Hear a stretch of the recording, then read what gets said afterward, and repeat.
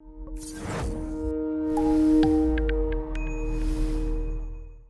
right, everybody, welcome to the show. We've got Ken Posick, real estate agent and YouTuber from Florida, Orlando, Florida, just in case you have any referrals. We're going to be talking about growth because I've seen Ken grow over the last, has it been about a year and a half? YouTube? I started doing YouTube like 3 years ago, but it just finally took off, say, over the past 18 months. Yeah. All right. That's what I noticed. It's like all of a sudden you took it seriously and it blew up. That's it, right? I'm going to blame it on that. Dude. Well, look, you're doing great things and people are listening in and wondering, well, where do we start? Like, what would be the first thing you would tell people to do? Because everybody listening in owns a business or is in real estate or some type of a solopreneur here. Yeah. So for me, when I first started out, man, it was me and my cell phone and a gimbal, and then just the commitment to stay consistent on it. So I think so many people, they start and stop like anything in this business. You know, you start sending out postcards, you start making cold calls, and then you give up. And so for me, it's start with that commitment of like, I'm gonna go at it and give it a go, and then I think that's really all you need to get going. All right. So just use your phone. Yeah, I think so. I mean, our cell phones shoot in 4K, right? So they're sick. Like they do better than, think about like 5 years ago, the stuff, how expensive it would have been to shoot or get a really nice camera. But right now, it's just, start out with your iPhone. I guess if you have an Android, if you're one of those people, you could probably do it there too.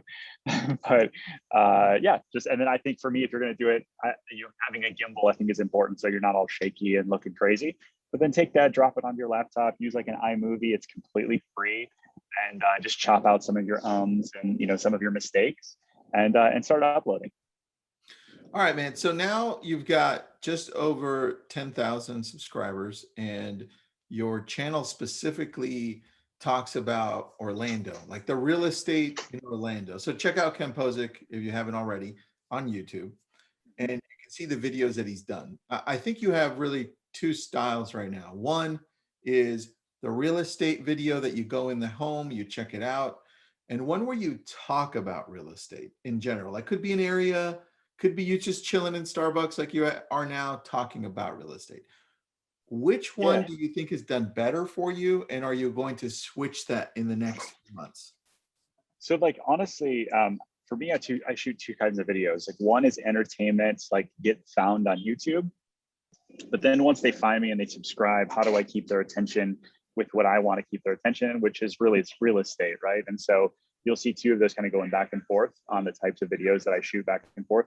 So I just did one yesterday. It was like, I posted one yesterday. It was like the top 4 things I'm excited about in terms of development in Orlando. And I talked about theme parks. I talked about real estate. I talked about new neighborhoods coming on board and like all of that kind of stuff. And, got thousands of views within a few hours. And, people are engaging. So for me, I think that's the two kind of videos, like one that like YouTube is going to pick up on the search term. And then also, how do you keep them engaged now that they're finally subscribed? All right. Now the video that you shot was Reunion Resort Living. Is that the one? No, it's just like the 4 things. That's the most recent one. Oh, let me check here. All right. Now I scrolled it here. So let me go to the videos. All right. There you go. Coming to Orlando, this one? Yep. All right. So this is the one you just shot a day ago. That's a lot of views for a day. Yeah. Did you shoot that live or did you shoot that recorded? Yeah, I recorded that one. So you can see though, like even the one that I did live, like 4 over there, it says like Orlando housing. That was just me talking in my office. Like I just went on YouTube, did live, and started talking to people. And it's amazing how many people show up for YouTube lives. But got 2,000 views, 0 editing at all. It was just me talking to the camera. And you go for an hour. Most of your lives are about an hour long. Yeah, exactly.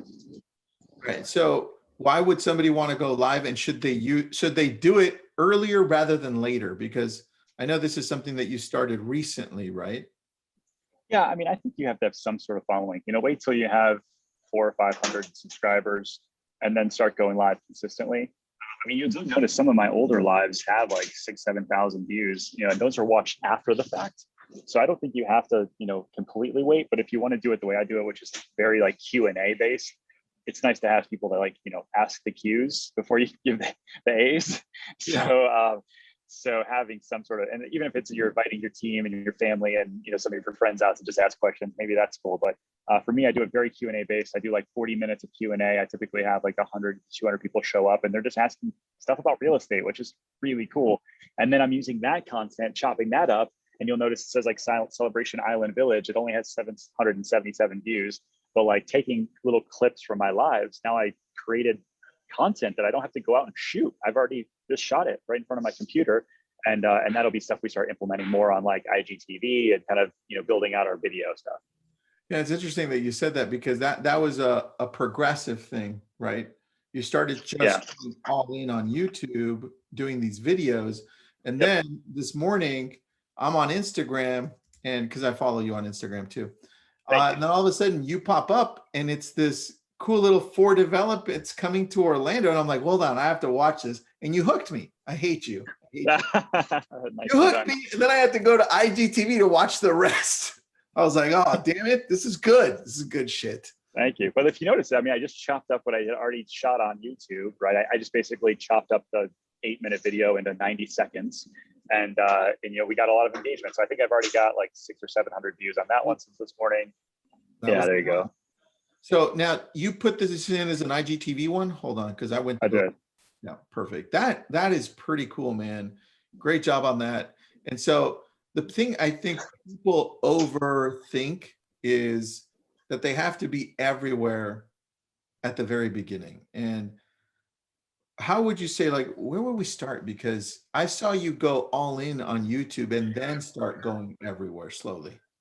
Yeah, I think you have to be really good at one thing first, right? There's like a whole book about one thing, right? And so for us, it was, we're going to go really big on YouTube and try to do our best to get some leads there and then have some proof of concepts before we go to other channels, right? And I wanted to be able to track, like when people reach out to me, like, hey, I've been following you for 2 years. We're looking to buy or sell, that kind of thing. I wanted to be able to track it before we start hopping on to so many other things. And so I think that's a really important point for agents to like look at. Like there's TikTok and Snapchat and Twitter and LinkedIn and Facebook. There's so many things that you can do. But if you try to do them all, you're going to do them all crappy. And so for us, YouTube worked really well because I knew that it was very intentional. Like, right, people are searching for homes in Orlando, and because of that, I show up. And that's the way we did it. Whereas like Facebook and Instagram and some of these other ones, once you post it and it's gone from their feed, it's gone from their feed. Sure. And so that's the way we went about it. It's a really good point that you bring up, because when you go on YouTube and you create these videos and you have the description, people can go and search for it because it's part of Google. It'll pop up eventually later if it's a good one. And you won't find that on Facebook dude, such a solid point on that one. I like that. So if you go back, not to when you started, but when you actually took this serious and you're like, this is amazing, let's go all in. What did you do differently at that point that really started propelling you besides the mindset shift? What were the things in place? I mean, tactically, it was like, understanding that like my titles, my description, and my thumbnail all matter. Like if you go to my first 150 videos, they were trash thumbnails.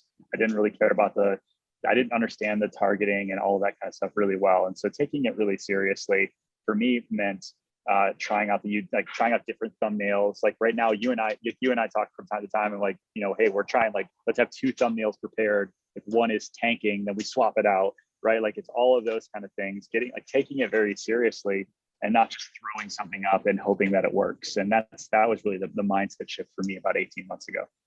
I like that, dude. All right, so let's talk about thumbnails. Do you make your own thumbnails? Do you have a team make it? What does that look like?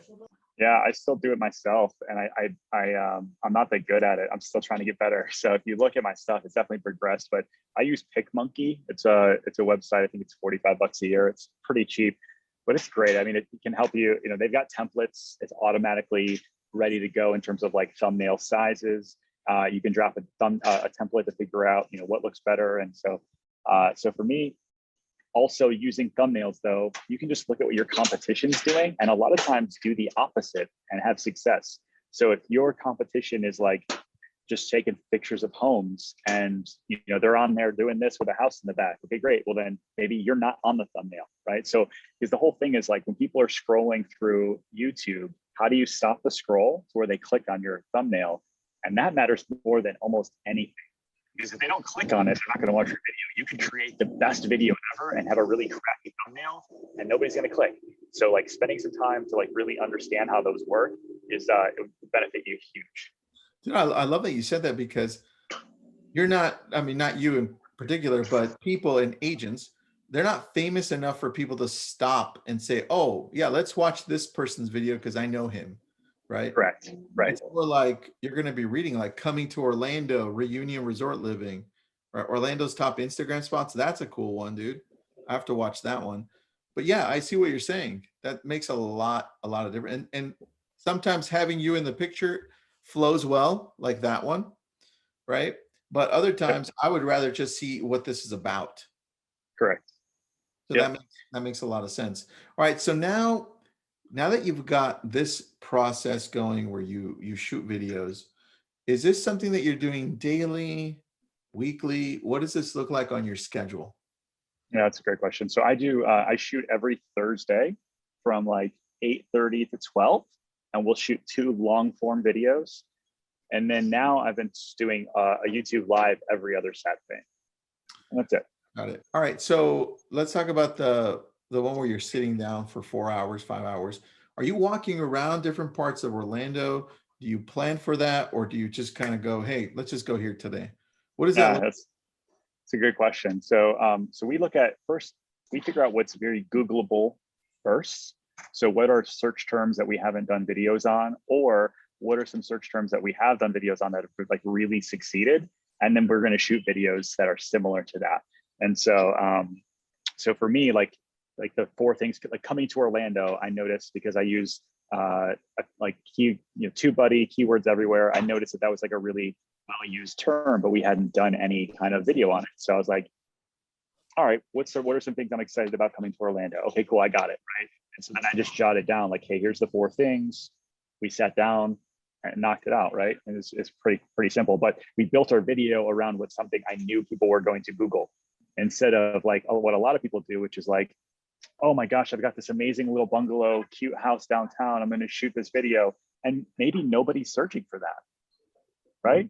So another video we shot yesterday, it's not live yet, it'll be live next Tuesday, was I noticed that like there weren't a lot of great videos on downtown condo living for Orlando. Like you don't think about downtown Orlando and like think like luxury apartments like you do in New York and LA and Chicago, right? You just don't think of that. But I noticed there was a lot of search traffic behind it. So I'm like, boom, that's going to be a fire video for me, because there's not a lot of great content, but there is a lot of search traffic. So that's kind of like how you start kind of working your strategy on like what you're going to shoot. And then once you figure it out day of, go ahead.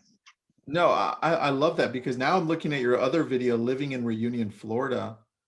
That makes a lot of sense now at that point, because now you're looking at really understanding what people are searching for, right? Exactly. Like, so go if you share the screen there, and you'll notice like, so I have a video that we just posted on living in Reunion, and how many views did it get? So 5,000 in 4 days. 2 weeks. Yeah. Yeah. Oh, 4 days. You're right. Yes, 4 days.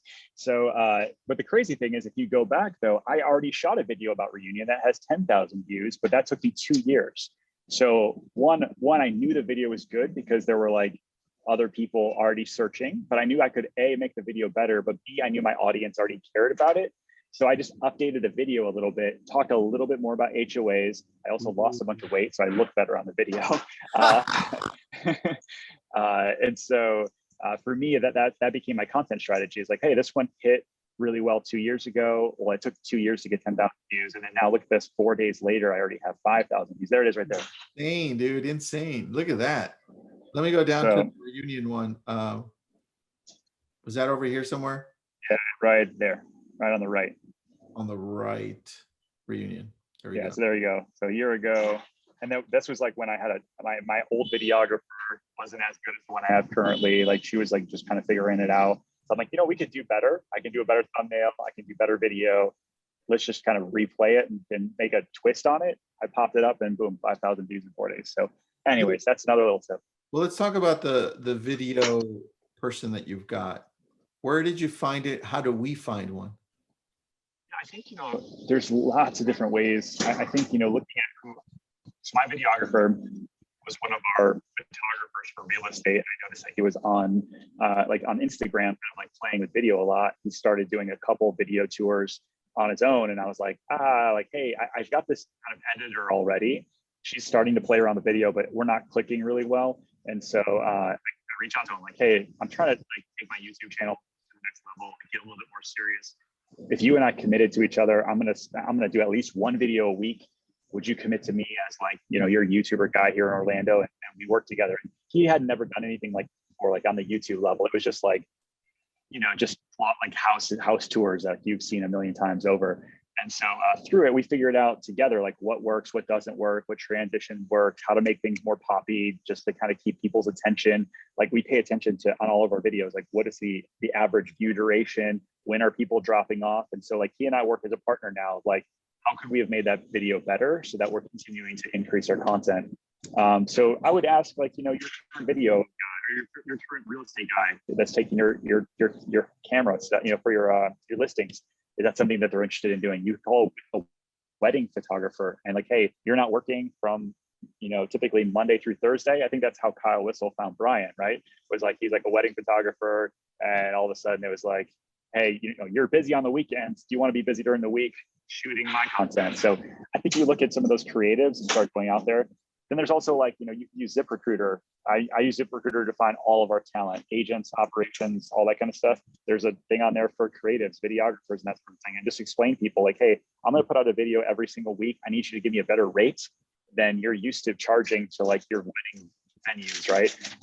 Because a lot of people think it can be very expensive. But if you get somebody on a bulk discount and you say, I'm going to shoot 50 videos with you this year, they're going to come down on the price. Got it. And that includes editing, or do you have to outsource that as well?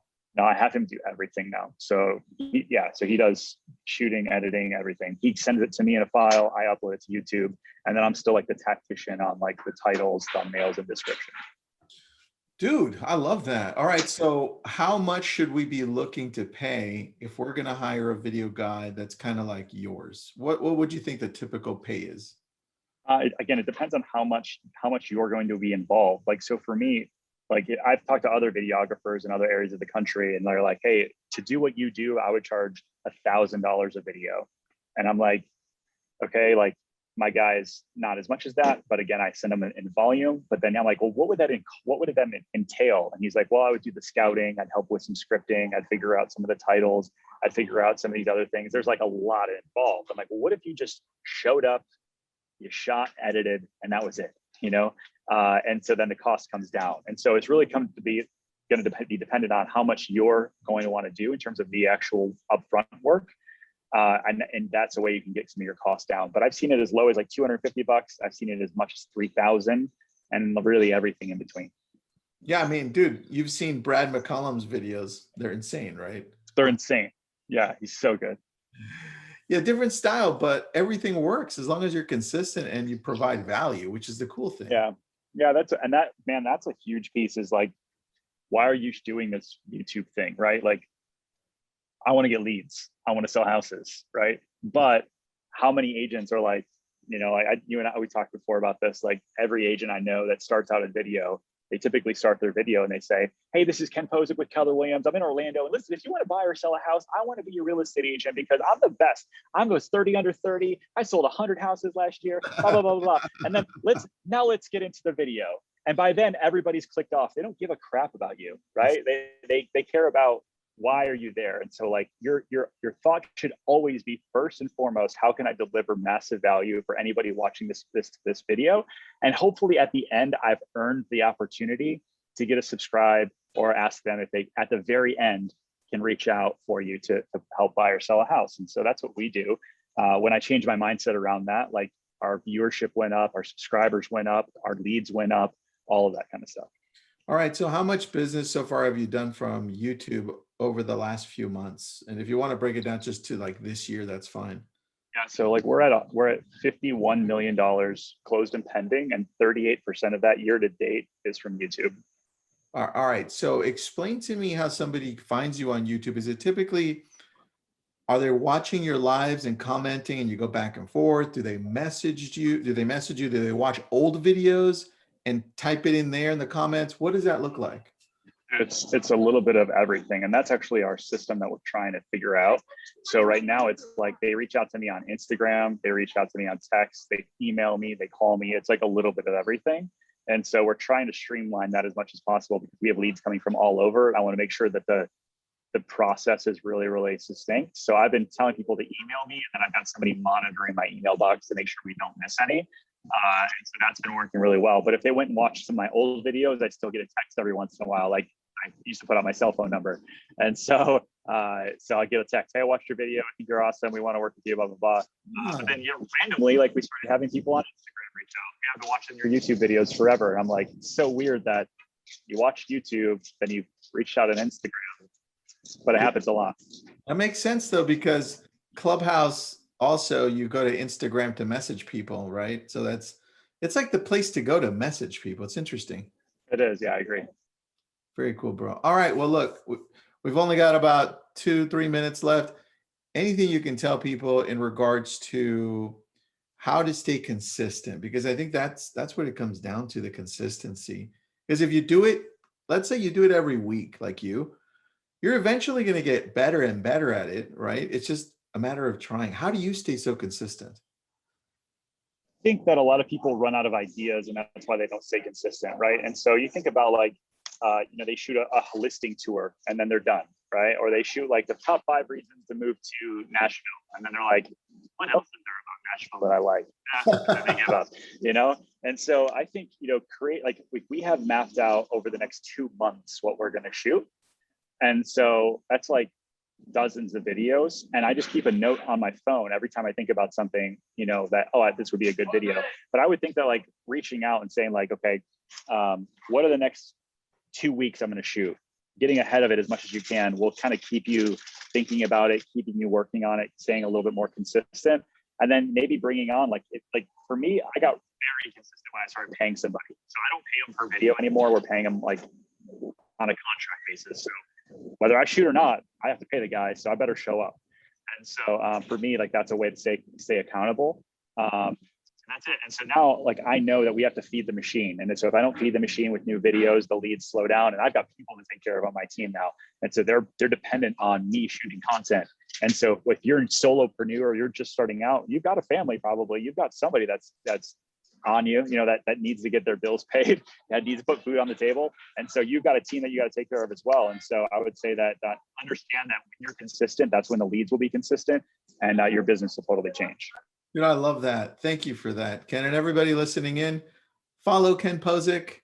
And remember, he works in Orlando, Florida. So send him referrals there as well. Appreciate that, man. Thank you. Thanks, bro. I appreciate it, man. Thanks for being on, and have fun drinking your coffee, man. Thanks, man. Talk to you soon.